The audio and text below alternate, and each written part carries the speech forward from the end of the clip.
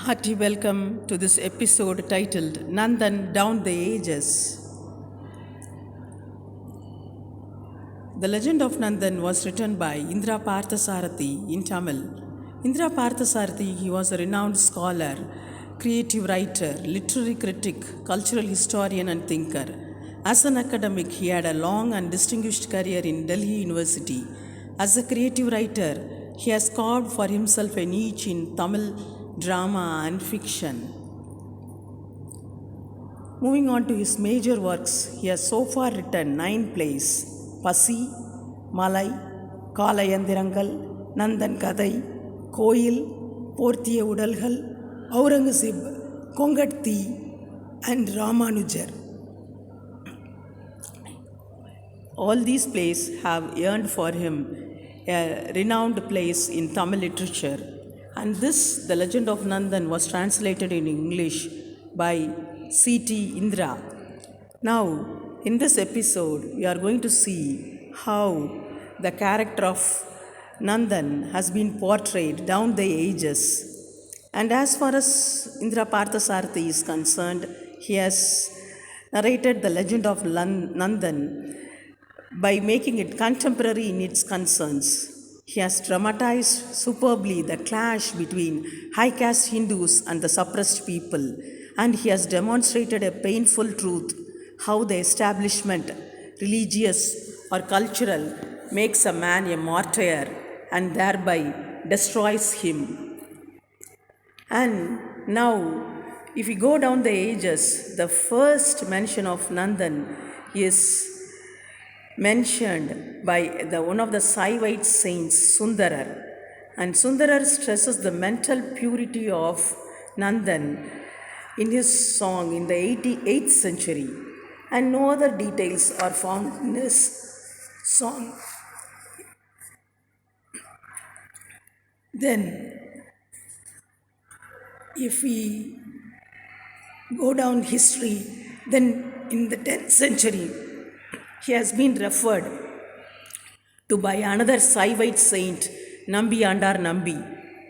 Here, Nambi, he has written a 4-line stanza about Nandan, saying that he hailed from a place called Adanur and belonged to a community called Pulaya, which lived on the outskirts of the villages, and he offered some menial services to the temple.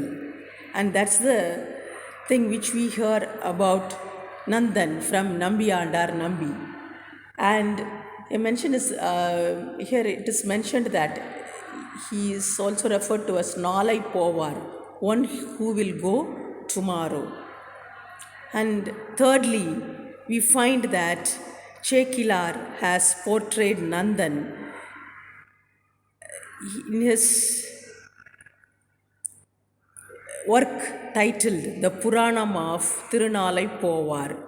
Actually, Chekilar was a minister in the cabinet of a Chola king in the 12th century AD, and he greatly expanded the skeletal story and rendered it in 37 stanzas called The Puranam of Tirunalai Povar. It is Chekilar who expands on the slender legend and in fact calls the protagonist Nandan.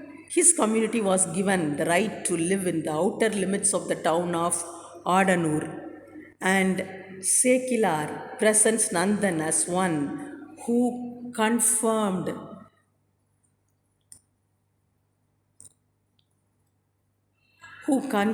to social norms and never thought of transgressing them. He performed the duties assigned to his community. And here one should mention about the aesthetic sense displayed by this Nandan by Sekilar.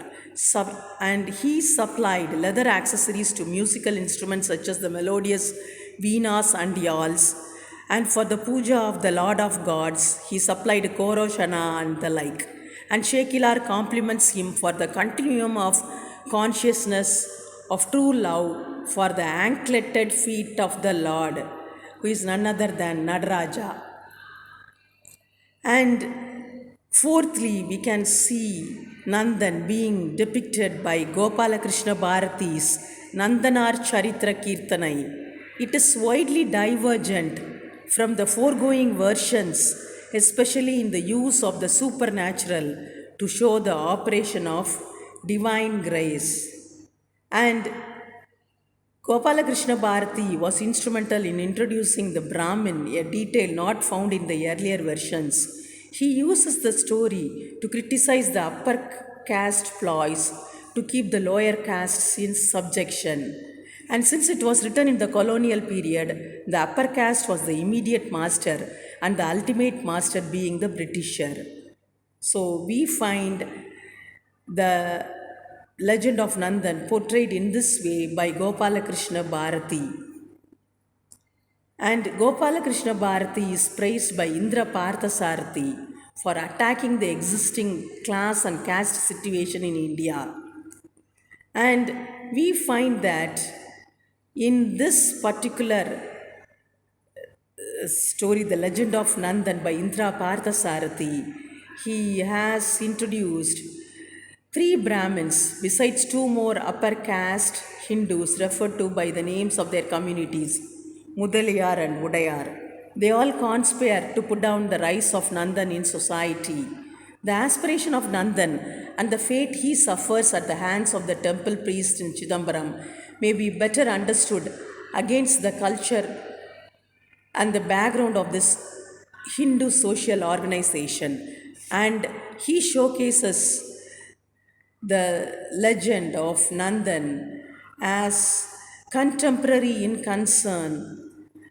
Even today, we can find the legend of Nandan to be a one story which is which gives us a glimpse of the contemporary society in contemporary India. Thank you.